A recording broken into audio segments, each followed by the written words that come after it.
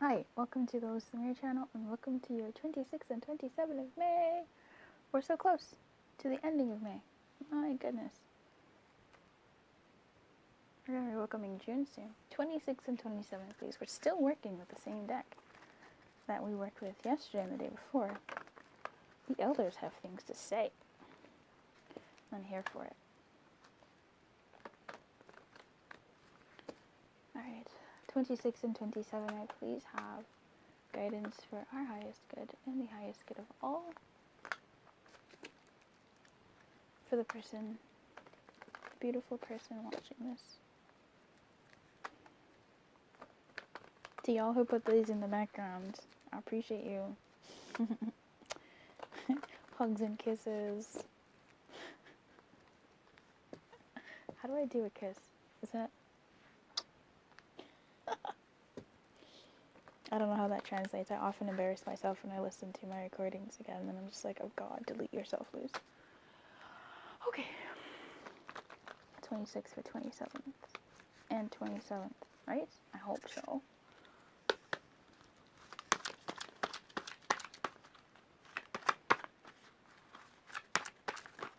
You don't want to play today. Yo, what's good? Oh, that's why. Oh. And then Moonlight came out in protection. I swear, Moonlight is a card of intuition. Moonlight is a card of deeper knowing. Moonlight is a personal card for me that is about my higher self. And Moonlight in protection has a specific kind of message, really. I always forget what it is. What is it? It's overall, whenever I see it, it's always like you're not trusting your intuition, like you're not trusting yourself. Trust yourself, bro. It's too much analyzing is getting you nowhere. Stop overthinking things. You may be exhausted from second-guessing yourself all the time and losing your footing. Are you insecure about your ability to make good choices? Step back and regroup and enter into a more trusting relationship with the flow of life. Don't become overly concerned about perceived mistakes. How will you learn to dance if you don't occasionally take a misstep? On the moonlit pathways, you can discover love and truth and wondrous things. There's nothing to fear but fear itself. Go play, have fun, stay open and trust. It's just that you're playing in a dangerous you're playing in a dangerous place, bro. There's something about these numbers. 17 is in between this. And yesterday when I was reading for the 2 days, 17 was a number that like caught me when I ended the reading. So that's interesting. This Moonlight is actually 51.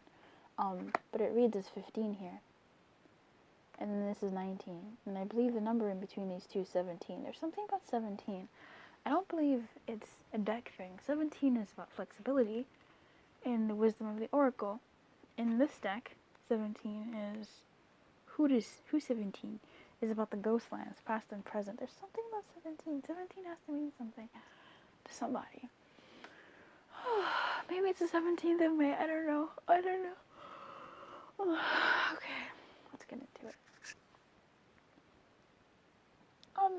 The Dragon's Lair is a scary card. I prefer it here, but I don't knock the fact that it's still sort of scary.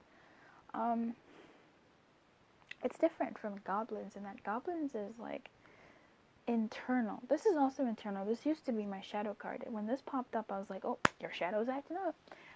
And dare I say it, with this combination, and when I say that out loud, I do see that there is a bit of shadow acting up in that there's a... Here I go. This channel should have been named Shadow Girl, but that's daunting.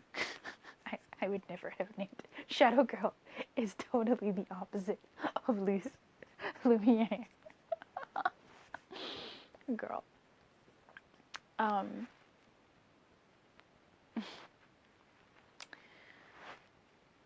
But I will say, there's something that, I think Teal Swan said it. She said shadow work is the highest form of light work, and I absolutely agree.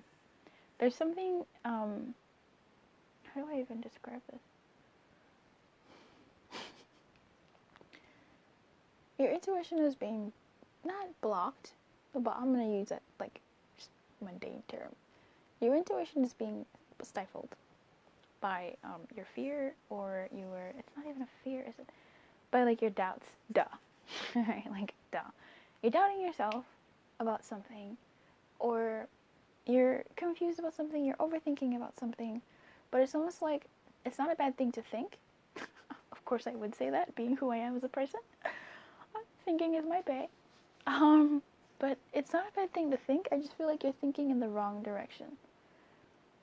You're thinking in terms of externally and not internally. You don't know what I mean. Why are you thinking what you are thinking? That's the line of questioning that you need to go about. Why are you doubting what you are doubting? No. What are you doubting? What are your doubts? Not externally, but internally. If your doubt is, oops. I lost track of the recording because it kind of died. If your doubt is your doubt, what makes it your doubt? Where's that doubt coming from? Because in that is your is your path to getting out. I feel like if you are overthinking, if you are overanalyzing, if you are really kind of stuck between a rock and a hard place and a stone and a cliff, whatever, then it is, I suppose it is to your detriment, girl. It is to your benefit to breathe and look at these things that you keep looking at in a different way. And by that is to look at it from the perspective of an observer and not someone who will be experiencing it. Yeah. So, what does that look like?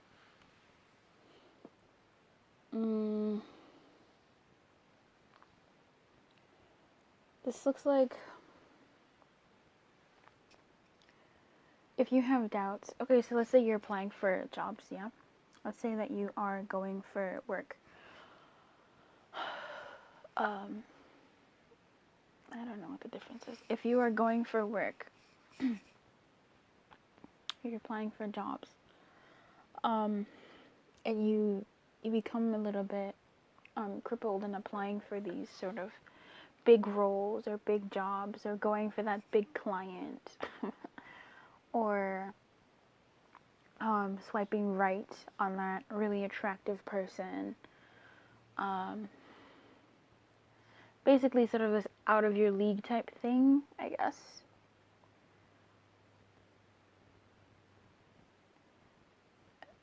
There are going to be some things that come up for you, obviously.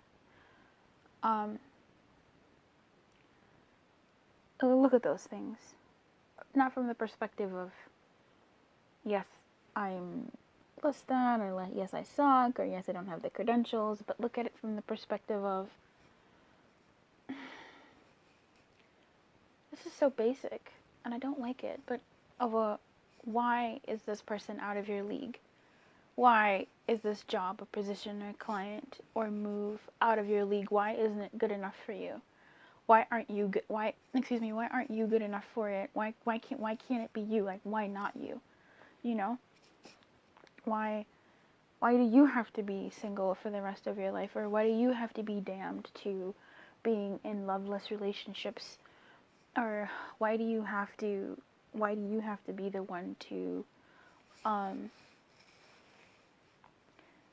stay in certain positions or go for certain types of positions? But I don't like why. Why is so... I just can't think of the right word. Oh, I need a massage. My body. I've been recording like all day and I've been in like the same position because I want to get these out to you, but geez Louise, my body's like, stop. But I'm so close. It's more of looking at it not from an observing perspective, where you look at your subject and say, okay, like you're looking at it realistically, but really kind of looking at the issues and the challenges, because that is the dragon's lair. That is the scary thing. That is where the doubt is. That's the scary place. taking that leap and noticing what you notice about yourself and your reactions to it. How did it feel? What came up for you? Again, it doesn't mean that you're going to get the job, or you're going to get the person, or you're going to get the client. It's more so about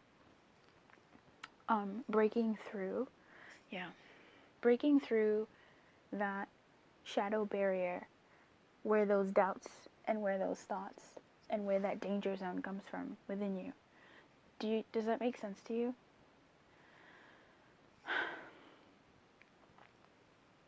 So, for instance, if it comes to, again, I like to play with love. Love is just fun. If it comes to someone and you say, "Oh my goodness, like I couldn't approach this person, or I couldn't swipe right, or I couldn't send them a message," what is that? Is it because if you're a lady, is it because you would rather he make the first move? If you're saying that, is that really true, or do you just think he's not going to respond? Do you think he's going to laugh at you, make fun of you, block you? Do you think he's going to look at you and say, "Oh, really? You're a 2 and I'm a 10"? Like what are those things that are coming up for you? Like, really, what are they? Like really, truly, like what is that? Like what is it? Like, become a little bit like that observer, that scientist, and really kind of dissect. Not look at like, oh, because you are this and you are that and you didn't finish school, or you finished school and you're too smart or you're too dumb, or not that shit. Like, not that aspect of things, but like a true observer where you're looking at the situation and being an impartial judge and looking at it and saying, what is it about this? Why am I so afraid of this role? Like, what am I like? Dig deep, man. Why aren't I going to the hospital to get myself checked out for this? Why am I self-sabotaging how I approach love, or how I approach business, or how I approach my body, or how I approach my self-esteem, or how I approach friendships and relationships in my life? What is it? Like, what's really going on? You know, what is that? And that's to me is the dragon's lair. It's scary because you don't want to go into nobody wants to go into the dragon's lair. What the fuck? No. But it's like it's where your little nugget is. Your little nugget.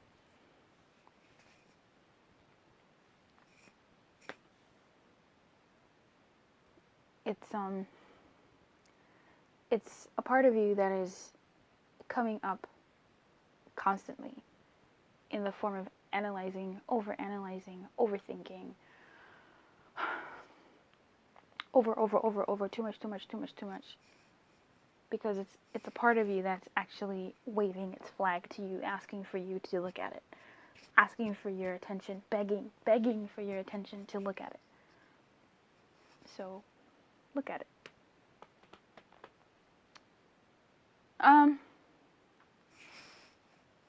Yep, I'm gonna read to you the Dragon's Lair for further guidance. Whew, open right to it.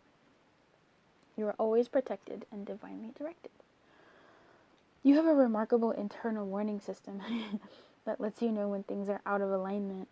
You're about to enter dangerous territory, so tread carefully and be aware of your surroundings. The path you're on now is one that will challenge you to the core. That said, peril is also exciting and exhilarating.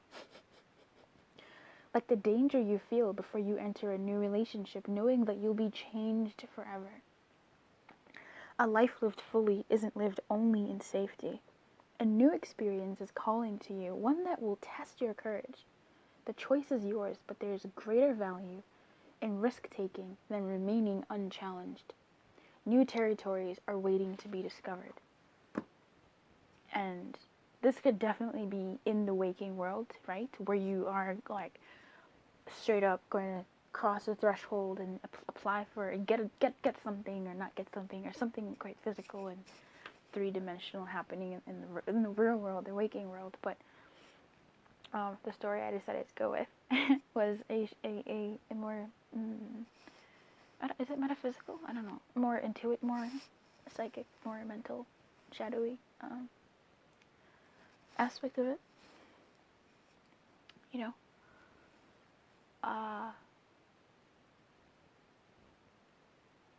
because I will challenge you to your core. That's the biggest challenge we have, conquering ourselves and assimilating ourselves with ourselves.